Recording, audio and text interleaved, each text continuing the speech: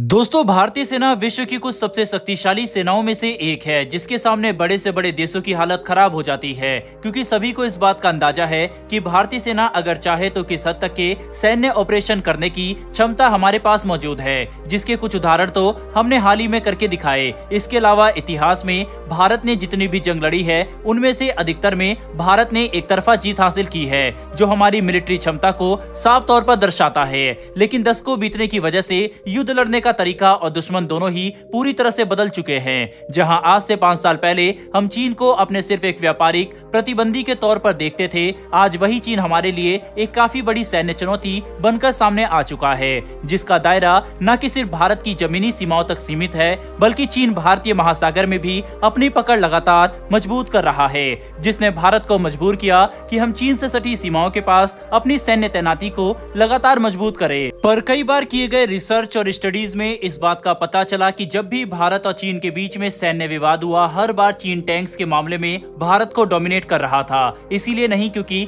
चीन के पास भारत से ज्यादा संख्या में या शक्तिशाली टैंक मौजूद है, बल्कि इसीलिए क्योंकि भारत और चीन की सीमा पहाड़ी इलाके हैं, जहां पर भारत के पास मौजूद शक्तिशाली T-90 और T-72 टैंक्स ज्यादा अच्छे से ऑपरेट नहीं किए जा सकते, जबकि चीन के पास मौजूद हल्के टैंक्स इन इलाकों में काफी अच्छा परफॉर्म करते हैं। ऐसे में भारत ने ये बात अच्छे से समझ ली कि अगर भविष्य में हमें चीन के साथ कोई भी युद्ध लड़ना है और अपनी सीमा का बचाव करना है, तो इसके लिए हमारे पास हल्के टैंक्स होने चाहिए, क्योंकि पहाड़ी इलाके में फायर पावर से ज्यादा मोबिलिटी काम आती है। जिसे ध्यान में रखकर भारत ने कुछ समय पहले ही हल्के टैंकों को खरीदने का नोटिफिकेशन जारी किया, जिसके तहत भारतीय सेना शुरुआती दौर में 350 लाइट टैंक खरीदने को तैयार है। और अब इसी टेंडर में रूस की कंपनी रोसब्रोन एक्सपोर्ट ने बड़ी एंट्री की है। दरअसल दोस्तों, रूस भारतीय सेना को अपना स्प्रूट HDM-1 लाइट टैंक ऑफर कर रहा है, जो विश्व में मौजूद कुछ सबसे शक्तिशाली और तेज लाइट टैंक में से एक है। इस टैंक में कुछ ऐसी खूबियां मौजूद है जो इससे 2 गुने भारी टैंक में होते हैं, जिसकी वजह से रूस इस टैंक की परफॉर्मेंस को लेकर काफी ज्यादा कॉन्फिडेंस है। और इसी वजह से रूस चाहता है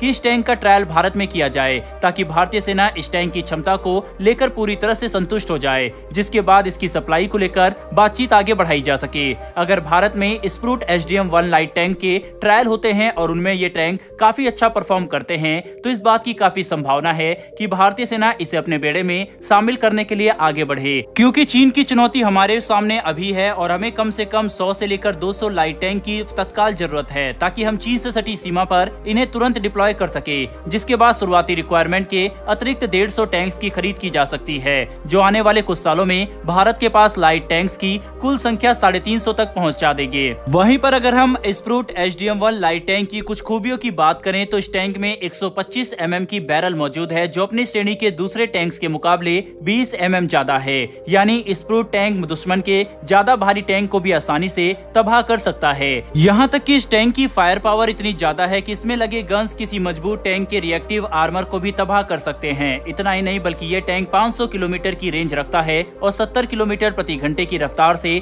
जमीन पर दौड़ने में सक्षम है। पर सबसे ज्यादा हैरानी की बात तो यह है कि स्प्रूट टैंक 18 टन वजनी होने के बावजूद पानी में 10 किलोमीटर प्रति घंटे की रफ्तार से चल सकता है। यानी इस टैंक के पास एमबीएस क्षमता भी मौजूद है, जो इसे भारतीय सेना के लिए एक उत्तम विकल्प बनाता है। ऐसे में ये देखना काफी इंटरेस्टिंग होगा कि क्या भारतीय सेना रूस के इस टैंक को चुनती है या फिर हम किसी स्वदेशी विकल्प की तरफ आगे बढ़ते हैं। बहरहाल बढ़ते हैं हमारी दूसरी खबर की तरफ, और ये खबर जर्मनी के एम्बेसडर द्वारा दिए गए एक बयान को लेकर है, जिसमें उन्होंने सभी देशों को हैरान करते हुए एक बड़ा बयान दिया है। दरअसल जर्मनी के एम्बेसडर ने ये बात खुलकर कही है कि भारत रूस से जितना चाहे उतना तेल खरीदे। इस पर बयानबाजी करना या कोई ओपिनियन रखना जर्मनी का मुद्दा नहीं है।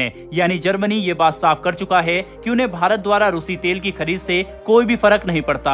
जो जर्मनी की तरफ से दिया गया एक काफी अच्छा बयान है, क्योंकि इसने भारत को काफी खुश कर दिया है। भारत ने अपनी नीति साफ कर दी है कि हम अपने देश के इंटरेस्ट में ही सारे फैसले करेंगे, और हम नहीं चाहते कि दुनिया का कोई भी देश भारत को सलाह दे कि हम हमारे लोगों की भलाई कैसे करनी है। ऐसे में जब अमेरिका या कोई भी देश भारत के अंदरूनी और आंतरिक मुद्दों पर बयानबाजी करता है, तो इससे भारतीयों को काफी गुस्सा आता है, और ये बात जर्मनी अच्छे से समझ चुका है, जिसकी वजह से जर्मनी एम्बेसडर द्वारा इस तरह के बयान दिए जा रहे हैं। वहीं ऐसे बयान भारत के साथ अपने संबंध मजबूत करने की तरफ एक अच्छा कदम है जर्मनी का। बहरहाल दोस्तों, इस वीडियो में इतना ही। अगर आपको यह इन्फॉर्मेशन और वीडियो पसंद आई हो, तो वीडियो को लाइक करके हमारी आने वाली डेली ऐसी वीडियो के लिए चैनल को सब्सक्राइब कर बेल नोटिफिकेशन अवश्य दबा लें। फिर मिलेंगे ऐसी एक नई वीडियो के साथ। धन्यवाद। जय हिंद।